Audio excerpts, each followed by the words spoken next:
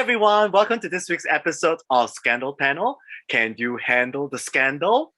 So before we start, let us introduce our brand new rating classification for our movies review. Okay, so all of us will rate the movie based on 5 ticket stubs. Okay, and then we will average out and see what's the final score. So the final score will be 5 ticket stubs will be golden ticket. Okay, 4 ticket stubs will be weekend ticket. 3 golden stubs will be weekday ticket. 2 golden stubs will be streaming or download. Okay, 1 ticket stub only if it's a must watch, and 0 ticket stub skip altogether. Okay, So let's start off with Dune. Okay, can I start off by saying whose bright idea was to watch Dune? Okay, because I totally hated the show. And I honestly, there was one point, the show is about 2.5 hours long. After 1 hour, I was already getting bored. After 2 hours, I was still bored. And then after 2.5 hours, I was like thinking, oh my God, what did I just spend 2.5 hours watching? And I was like thinking I could be at home clearing my work emails instead of using this 2.5 hours to watch Dune. So whose bright idea was this? I don't know. I don't know. So AJ, defend yourself. I got nothing else to say. First and foremost, right? The stupid reviews everyone was saying about, like, oh my God, it's so good, so should be very hyped about. And literally, I actually went there because I was supposed to go for a movie date today. And apparently I was suggesting, I said, okay, let's catch Dune. Then the person was telling me, said that I think AJ is not a good idea because I heard the reviews is actually not very good. I think you might have the same effect as when you watch Snake Eyes, and I don't want you to be leaving the theaters empty. Let's all try to watch No Time to Die 007. So I was like, okay, I think let's do that. You know, but at the same time, I have to catch Dune because it's as part of the assignment. I mean, I'm not sure whether I was the one who suggested, but let's say, okay, it seems to be quite good because there's Jason Momoa, there is Oscar Isaac, and then there's Zendaya. So how bad can it be?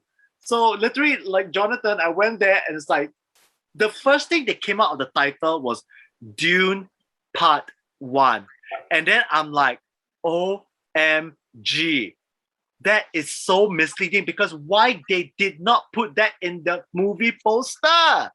They put it on the titles. It's like, oh my God. So, okay, besides the fact that it was very draggy, right? Another thing is that it just doesn't land any impact. I don't feel any of the characters at all. I don't feel driven for any of the characters. And if you just think there's a part 2 that's coming out, I'm not so sure whether I really want to watch it. I would rather just wait for the Blu-ray release to come out or streaming so that I can just download illegally because it is something that I felt, it wasn't worth my time. And honestly speaking, my friend who made the comment saying that he's actually quite tired of why he keeps seeing Timothée Chalamet over there. It's like, that guy is really irritating the shit out of me. How he feel about Timothée Chalamet is how I feel about Zendaya because her freaking face is everywhere. And honestly speaking, I don't give a shit about her. What's so good about her? Why is she like the female leading role? She really doesn't scream female leading role to me. So that she appears in what, No Way Home or the Spider-Man series, and then she appeared in what's the one with Hugh Jackman, the Greatest Showman. The Greatest Showman The Greatest Showman. So it's like, really, what? I don't see any talent from her. So if people are feeling irritated about Timothée Chalamet, right? That's how I also feel personally about Zendaya. How is she the female lead in the series? Yeah, I have no idea. There's no appeal. I don't feel for her. She's not America's sweetheart to me. I feel that she needs to move on. And it's just that I love a lot of black actors. Zendaya is not one of them. And Steven? Well, to be fair, Zendaya didn't really appear in the film all that much, really. You only see her in flashback going. Exactly. Exactly. Yeah. And the action really only starts like an hour in. And Sorry, Steven. So, what action? Well, it's precisely, precisely what action, right? Yeah, I would say that now that I've seen like how the story begins, 2.5 hours in, I suppose I will watch the sequel just to kind of see what happens. But I'm not anticipating it. I'll give high marks for the special effects. I think the pacing could have been a lot better. Of course, I suppose they have like 7 novels to cover, so that can't be done in one movie. Yeah, but I think just treating it as a standalone film, not knowing that it's part of a larger series, it wasn't an enjoyable experience for me. Even I'm watch the the only movie at one who all. didn't watch it, so can I ask a few questions? Yes. All right. Yes, please. 3 of you can answer. Okay, number one, is it visually impactful? Don't talk about story or boring. Could you just sit back, be deaf and just don't hear anything, but it's visually nice, Is it one of those Oh movies? yes, Oh, okay. Can I say something? The Yeah. only thing that was visually pleasing was seeing Oscar Isaac naked. I second that. Yes. Oh, yes, That yes. part, I give an extra popcorn rating because of that. I'll Only give than it that, which 0.5 it came out to 2.5, 2.5 popcorn rating out Was of 5. was he hairy? No. No, completely not. You Okay. like butter, you like I thought the buttery were the worms nice? worms. Oh, got worms there? I would say yeah, Oh. the giant worms. No. Oh, Okay. got worms. Okay. The monster is it? Yeah, the monster is like Yeah.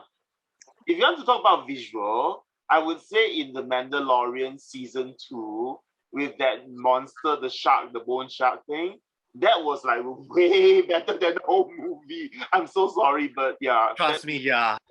I was like, what's so scary about this monster? Yeah, he's a big monster. Rawr, like in the Dune. That's really an epiphany of exactly copy of Star Wars. No joke. Yeah, it's not even original at all. Oh, I'm like, speaking of Star really? Wars, That's a right? big scary. Speaking of Star Sorry? Wars, I know AJ is a Star Wars fan. How do you Not find really. the parallels to Star Wars? There's like a big fat blob villain like Jabba the Hutt. Yeah. Then there is like this voice that keeps talking to them like Yoda. Yeah. Yeah, and then there's that bone shark monster, which is the worms. So it's like and then don't forget about the Force, which is the voice. Okay, this major spoilers alert. Okay, but I feel that when they killed off some of the characters in the show, I felt nothing. I was dead inside. I didn't feel anything when they died. I was like, okay, well, they just died. Okay, so Speaking of killing, let's put it this way. Okay, I can forgive other things about killing certain characters, but the main person that what really brought me to watch this movie was Jason Momoa. And guess what happened to him? spoilers, He is the- spoilers. Yes, Yeah. spoilers. And again, it's like, he's the Han Solo to the main characters, Luke Skywalker. So imagine take that characters away. What do you have for the movie? Absolutely nothing. So Okay, question. Isn't this following a book series? So actually, is it like the novel, or did they change certain things? And like Jonathan said, it's so much many parallel things to Star Wars, but are they following the book? So is the book a copy of Star Wars? You know what I'm trying to say? So whatever this movie is about, it's to follow a book or a series. So whose fault is it? Okay, I think that with Dune, right, it started off as a popular book series, right, and there were quite a few novels. In 1984, there was a movie version that's made of the book already, also called Dune. Then, of course, a decision was made to make this new version of Dune with the special effects that we have nowadays, as opposed to 1984. I feel that they try to be as faithful to the book as possible, but I don't know because I haven't read the books. I feel personally they should have made this into a TV series because I don't think it's even credible to even make it into a movie. If it's going to be that draggy, right? Make it into a TV series so that at least, we kind of like can pace along with it better rather than just making it like a 2-part movie, which is like, oh my God, it really defeats the purpose because I really came in thinking there's going to be a whole entire movie, and then suddenly when they show part 1 and the opening credits, I'm like, what? Wow, I've been duped. So says it all. There was a mini series on Dune. I heard there was. Yeah. a few. Yeah, it's called Children of Dune, and so it's like if fans of Dune, you can watch and compare and see whether this movie does it any justice. Okay, so to wrap things up, let's let the three of us give our individual ratings. How many ticket stubs do you give? 2 ticket stubs. Okay, and Steven? Well, I enjoyed the special effects, so maybe a 2.5. Just Okay. barely pass. I think you guys can guess. I'm only giving it a 0.5. Okay? So 2.5 What's a 0.5 for what? Yeah, 0.5 for what? for Oscar Isaac's body. Okay, I- Oh, Okay, so that's 5 points in total divided by 3. So how much do we get? 2 popcorn if we round up. Yes. So that's a watch if you must. Okay, so that's our rating for Dune. all right. Speaking of draggy, guys, are we ready to talk about RuPaul's Drag Race UK? Yay! Okay. But before we do RuPaul's that, Drag right, Race. this pink head piece is really just bothering me. Heather, I have to take it off. Oh, I feel so much better Somebody has now. a wig review. Oh my god. Yeah. He came prepared. He came prepared. Oh my Well, it's our 10th episode, everyone. It is? Our special anniversary. Yay! Yay! Yay to Steven rocking the Michelle Visage do. Right. I think I look like Roger actually with the long straight hair that's kind of semi-graying. Yeah. I picked this up at Spotlight just now. Aging Okay. Rogue from I X-Men. don't know who that is. Okay. I'll take that. I'll take that. Yeah. Okay, guys. How do we find the latest episode? Episode 3. Gag. Yeah, I'm okay Yeah. with it. This episode I was very surprised to actually since again spoilers alert. It's kind of very rare whereby you see a winner actually win 2 repeated badges in a row. So I'm like, wow. So let's give it a hand for Krista Versace. Yeah. The challenge was kind of like set up for her to fail, but turns out no, she kind of turned things the other way around. So obviously she came out slaying on the top. But I'm actually very worried about Victoria Scone because obviously of her injury. Is she gonna get like a Eureka season 9 episode cut? So we shall wait and see next week. Yeah. Because I'm actually quite concerned because after watching the so-called like next week's trailer, right? I don't get to see Victoria in the part of the the episode. So I'm a bit worried. Is she out of the season or something like that? You know what I'm saying? So what do you guys think? Will she be cut? Yeah, I just feel very bad for Victoria, like you work and work and work, and she's like this groundbreaking person. It just happened, I know, So, but again, see, can I say something? It's like isn't this counterproductive because the fact that she's doing a groundbreaking entrance by being the only cis female to actually take part in RuPaul's Drag Race history. So right now with this physical injury that happened, right, it's now goes to show that do you think women have what it takes to take part? Because it's not helping with the representation of women should take part or not. So, given if women can't able to stomach the physicality and the intensity of the physical aspect, how can they able to compete and represent themselves? Which is also another question that we should think about. And another issue that presented in view of Victoria Scone is the body positivity thing that came about. What do you guys think? I mean, we talked about how she overcome her body issues and she's not confident. That's the most important thing. And also, as far as representation goes, right? Also, first lesbian on RuPaul's Drag Race. Let's not forget that. Yeah. So she is part of our LGBTQ family. Yeah.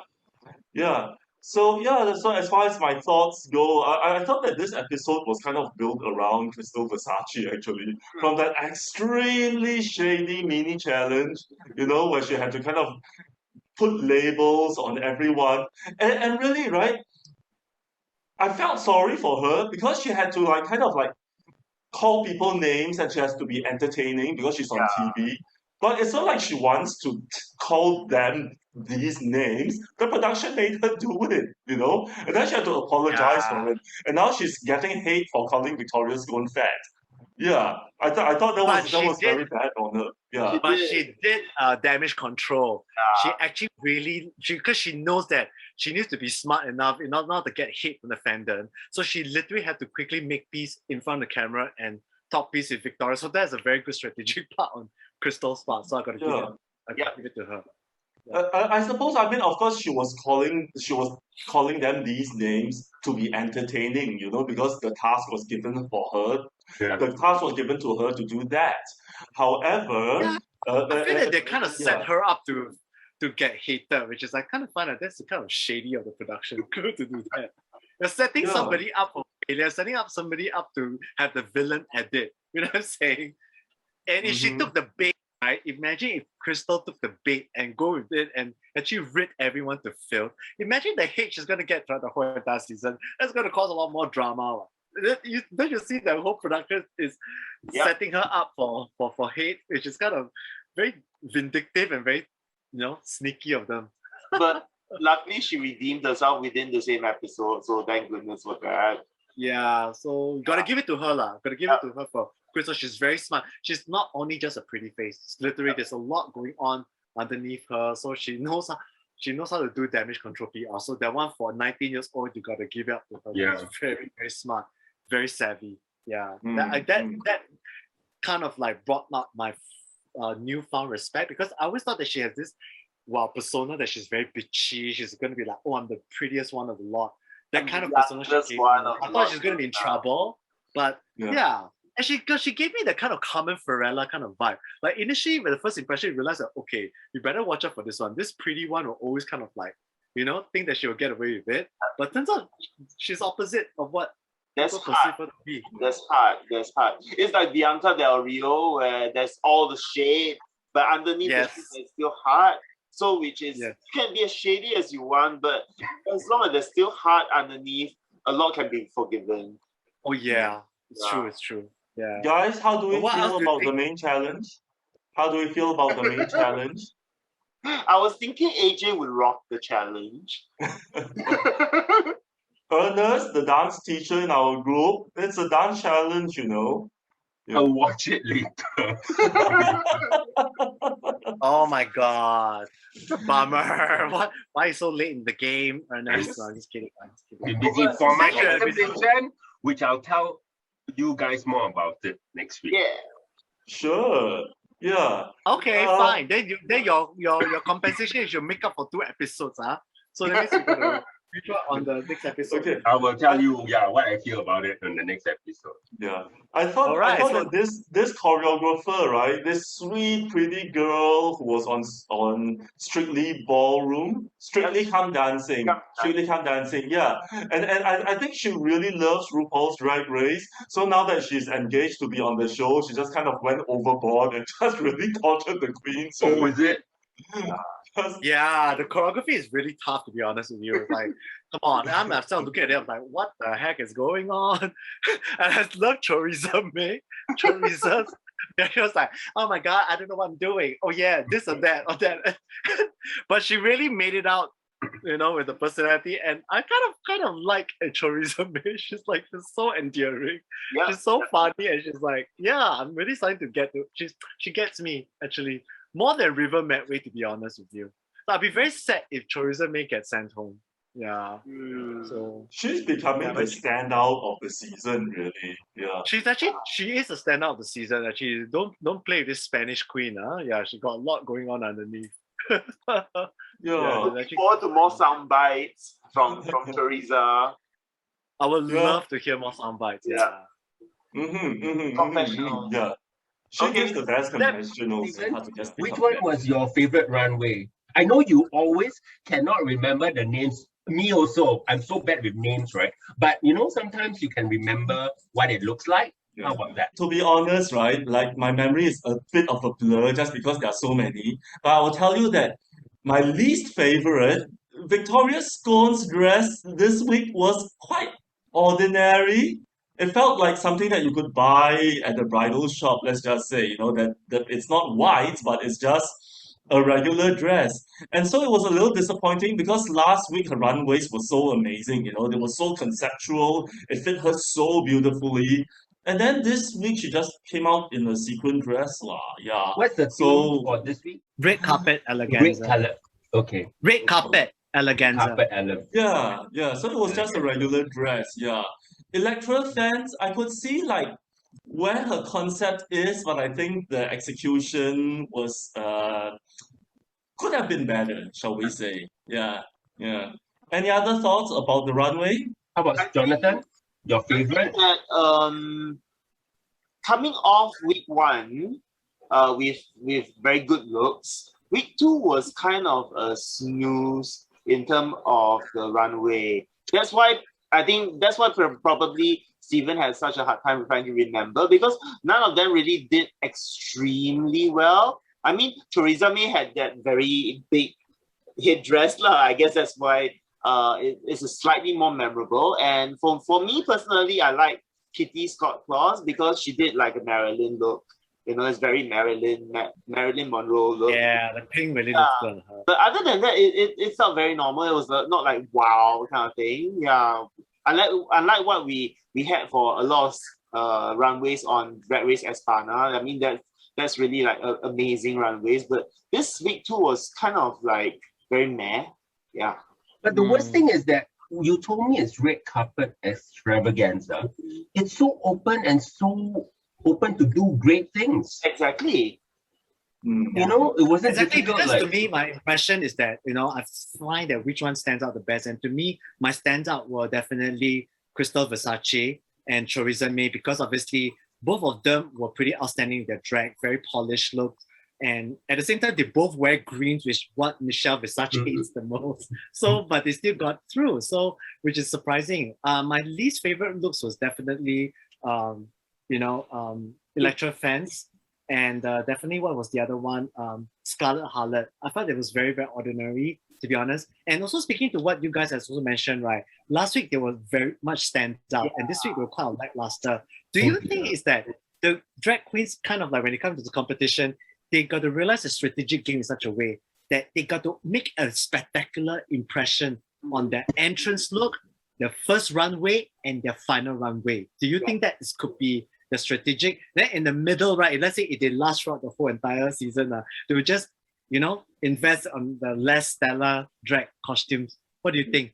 It's possible because they have to prepare so many looks. They can't possibly like invest so much on every single look. But however, at the same time, it's a dangerous strategy, because if let's say your look is not that great, it might lead you to be in the lip sync for your life, and then that's where you might go home. So it's a dangerous strategy. Yeah.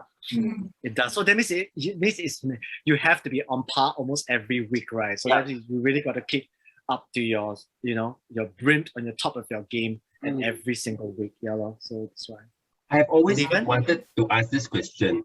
Do you think it's important that your final runway look should be easy for you to lip sync? It should be amazing enough, yet allow you the chance to do a lip sync. Because remember what Kimora Hall had? Oh my god, you can't lip sync in that, man. Completely, you couldn't even move in that. So it has to be good enough for the runway, and yet allow you the chance to even deconstruct it so that you could have a lip sync battle.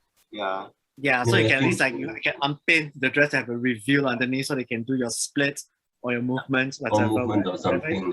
Yeah. Okay, guys, any thoughts about the lip sync and elimination? Electro Fans versus Vanity Milan.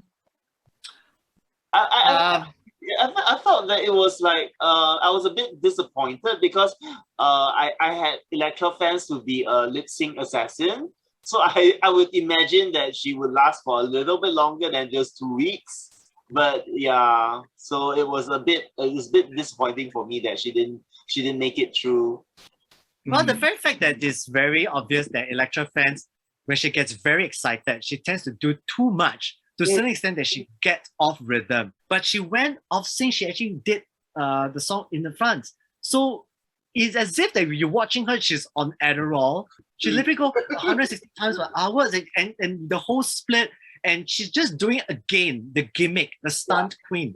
So even when you saw clips of pieces where Michelle Versace reaction go, what the fuck? It's like, that's not a good expression at all, because it obviously shows that she's doing way too much and she thinks that she's trying to compensate to win the lip sync, right? But you forgot about the performance aspect of it. Yeah. Which is, that's the reason why. A lip sync doesn't mean lip sync for your life doesn't mean that you got to do all the stunts to bring all your stunts on the table. But it doesn't mean that way. But unfortunately, Electra Fan think that's the only way to go her through, but it did not. So in the end, it's a good thing. It's a good choice. I'm happy with the way it went. So So it's bye-bye to Pocket Queen.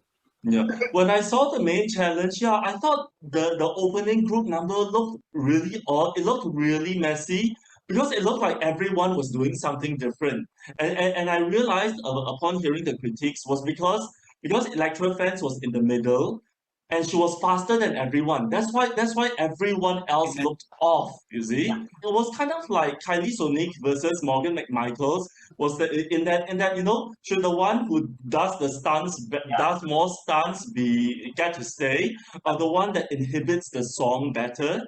And I thought that Vanity Milan, I thought she did do stunts too, right? I think she did do a split as she well. did that flip. Yeah, She just didn't go overboard the way the Electro Fans was, and of course, it was M people, so maybe like kind of, it was more suited for her, skin color wise. But she really did inhibit the song better. Yeah. And of course we've seen all the stunts that Electro Fans did last week already. So Yes. yeah. Okay, guys, what was your standout on the runway?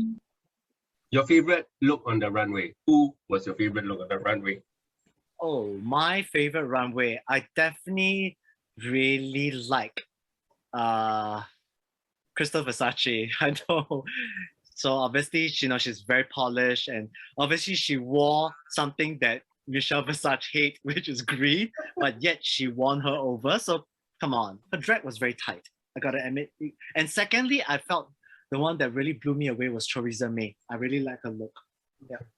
But your favorite is Versace. Yes. Yeah. Stephen? I can't remember a lot of them. I think Why you suggest the runway? this is my problem with like the start of a regular season, where there are like 10 over queens, and then it's impossible for me to remember all the names, to put all the names to all the faces. Yep, and with that, we've come to the end of our segment. And if you do have anything that you would like us to discuss on our future episodes, please feel free to leave them down in the comments below. And remember, don't forget to like, subscribe, comment, and share. And we will see you next week. But before that, remember to get scandalized.